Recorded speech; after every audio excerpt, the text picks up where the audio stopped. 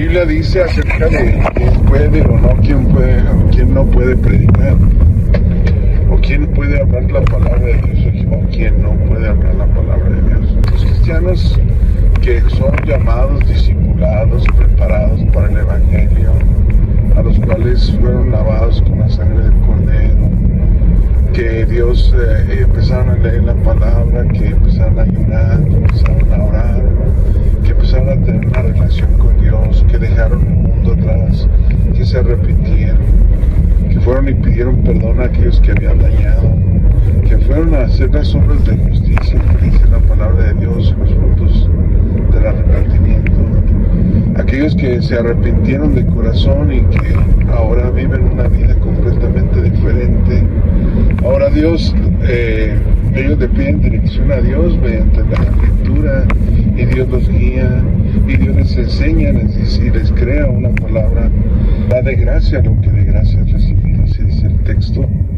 Da de gracia lo que de gracia has recibido, porque por gracia somos salvos, porque por gracia Dios nos ha llamado, porque por gracia Dios ha hecho una obra, un cambio en nuestras vidas, nos ha sanado, nos ha liberado del enemigo, nos ha libertado y ha hecho grandes maravillas, señales y milagros en nuestras vidas.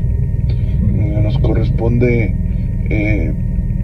predicar, decía el apóstol Pablo, pues se anuncia el Evangelio, no tengo por qué gloriarme, porque me es impuesta necesidad, y hay de mí si no anunciar el Evangelio. ¿Quiénes tienen que anunciar el Evangelio? ¿Y quiénes pueden anunciar el Evangelio? Precisamente son los discípulos, son los seguidores de Cristo, aquellos a los cuales Dios hizo un milagro con ellos para testimonio, a mucha gente que los sanó, a aquellos que Dios resucitó, a aquellos que Dios hizo milagros sobrenaturales, pero también a aquellos que se les predicó y que se les enseñó la palabra, y que ellos han recibido la palabra, y para ellos hubo un cambio en realidad en sus vidas, para ellos, porque cayó en buena tierra, porque ellos retienen la palabra, porque ellos la pueden enseñar y predicar a las nuevas generaciones, a la posteridad y también a su propia generación, ¿sí? Pero hablamos de quienes no pueden predicar el Evangelio, porque pues la Biblia así nos señala, ¿no? La Biblia señala así que cómo tú puedes hablar del Evangelio si estabas apoyando a la adúltera, si estabas apoyando al adúltero, si estabas apoyando a aquellos que hacen el mal, te gozabas con los que hacen el mal, con aquellos que tú que tienes que hablar de mis palabras, hacer un reclamo a Dios, tú que tienes que enseñarme, tú que tienes que enseñar mi palabra, si tus pasos corrían con la ramera, con el adúltero, con el fornicario, entonces Dios sí hace un reclamo a aquellas personas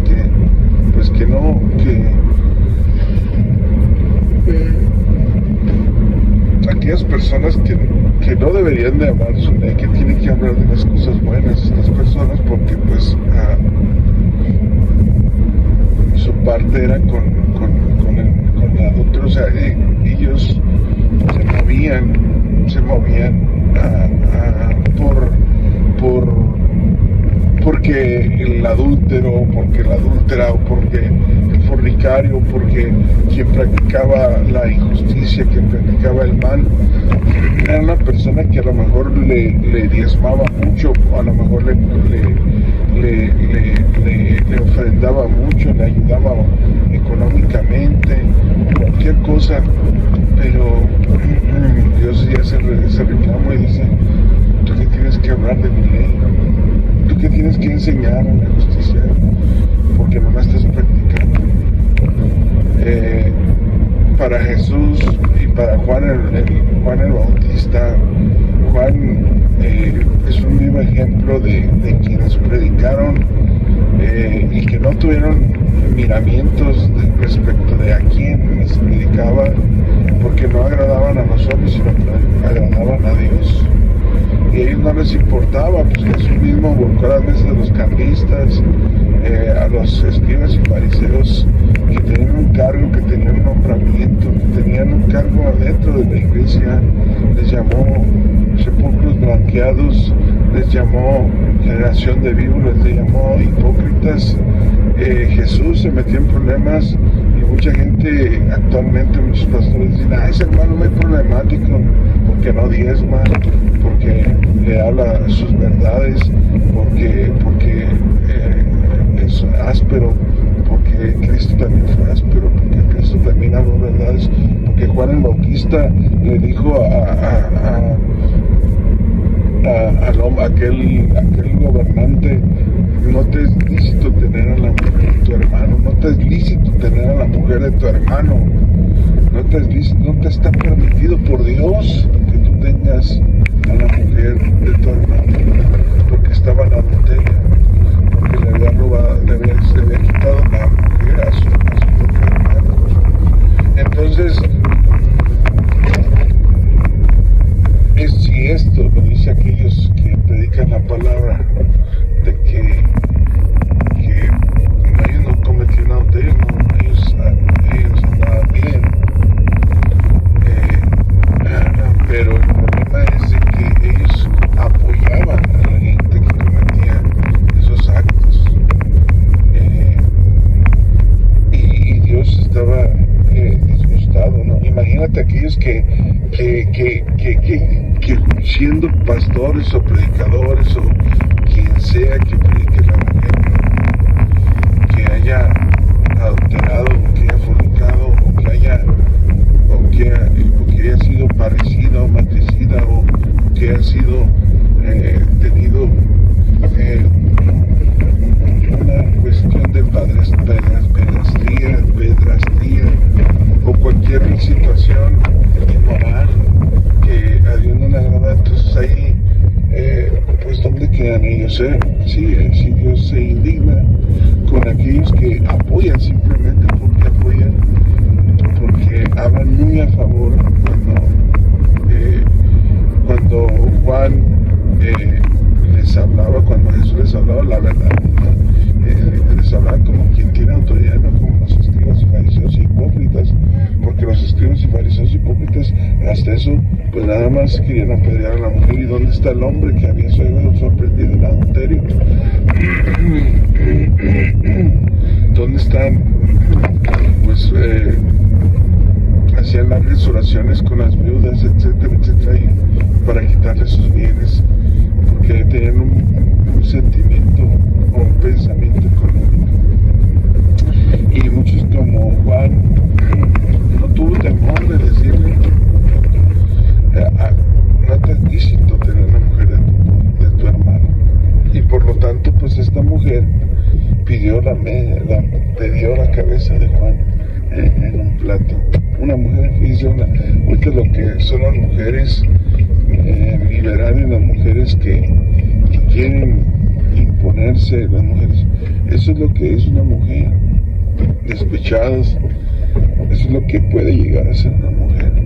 Y le pidió la cabeza de Juan y agarraron al siervo y le mocharon la cabeza y se la llevaron a esa mujer. Imagínense cómo se infló su ego y todo eso. Pero Juan, aunque le costó la vida, aunque le costó que lo sacrificaron, gracias, él no se echó para atrás, no. Él habló que, pues imagínate tener al gobernador de su parte, de su lado. Qué bueno sería, no. Aunque tenga un puesto eminente, aunque tenga dinero, que tenga poder, aunque tenga lo que tenga, usted tiene que enseñarle la palabra como es, la palabra de Dios. No te es lícito tener a una mujer ante prójimo. Ok. Entonces, este siervo de Dios, pues es que se metió en problemas, es que es un problemático, mejor, ¿para qué le decía? Mejor no le hubiera dicho nada y las cosas estarían bien.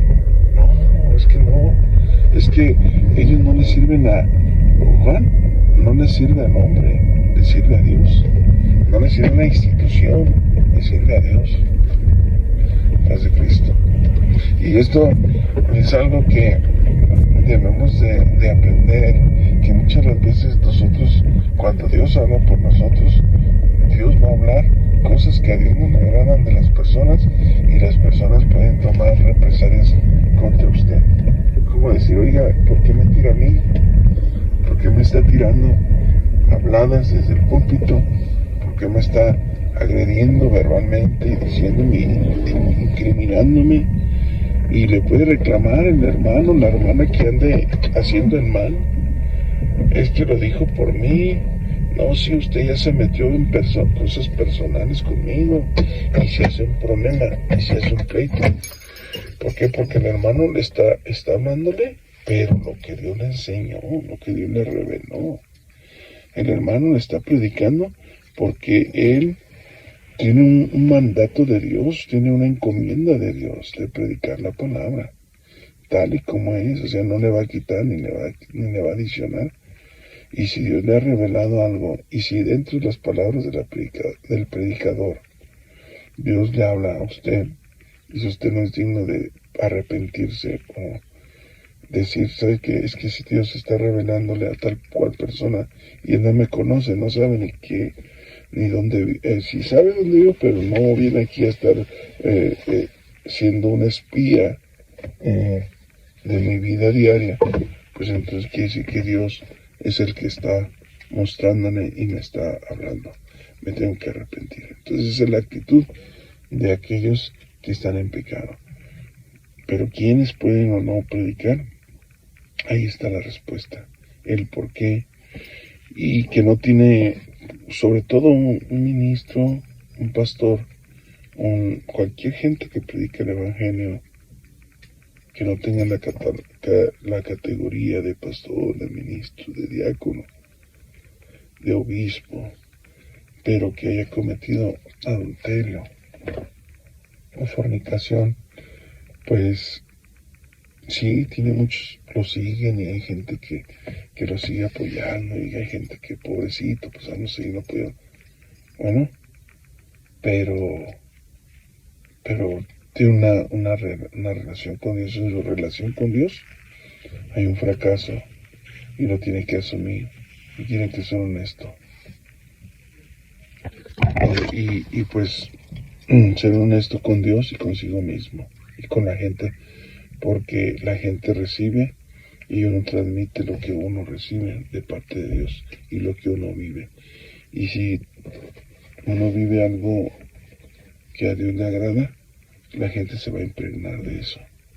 Pero si uno vive algo que no le agrada a Dios, también la gente se va a percibir de eso. Espiritualmente, en el mundo espiritual, si tú oras y tienes poder de Dios, la gente se va a llenar de ese poder. Si tú ayunas, si tú estás consagrado, si tú estás santificado, la gente se va a llenar de esa esencia que tú dejas en tus predicaciones, en tus enseñanzas. Pero si tú vives una vida desordenada, una vida y quieres enseñar a la gente, eso es lo que vas a transmitir. No vas a transmitir absolutamente nada más lo que tu esencia de pecado, de descuido, de desaliento. Procuremos vivir la vida cristiana, y que Dios nos perdone, porque todos somos pecadores. Y que cada que nosotros hablemos la palabra, siempre Dios nos use, y siempre sean sus palabras en nuestra boca. Y que Dios supla, así como remendó la oreja a Marco, Dios suple toda necesidad. Pero tenemos que ser honestos con Dios. Y si Dios nos dice, tú te tienes que enseñar mi palabra a las multitudes, porque haces estas cosas, pues tienes que entonces, en tu relación íntima con Dios, ponerte a cuentas con Dios. Y estando bien con Dios, Dios te va a dar palabras. Y esas palabras pues van a ser de edificación al cuerpo de Cristo, a la iglesia. Y cuando tú des un mensaje, todos aquellos que sí son que sí son discípulos de Cristo, que sí son siervos de Dios, que sí siguen a Cristo, que sí van a ser salvos, que sí van a entrar al reino de los cielos, porque no todos. Muchos son los llamados, pero pocos son los escogidos. No todos. No todos van a entender las palabras, no todos van a comprender, no todos van a aceptar, no todos van a recibir. Pero los que reciben, los que creen, aquellos que somos salvos, que somos escogidos, que somos hijos de Dios, pues es para edificación nuestra y será para ello. Dios bendiga, hermanos.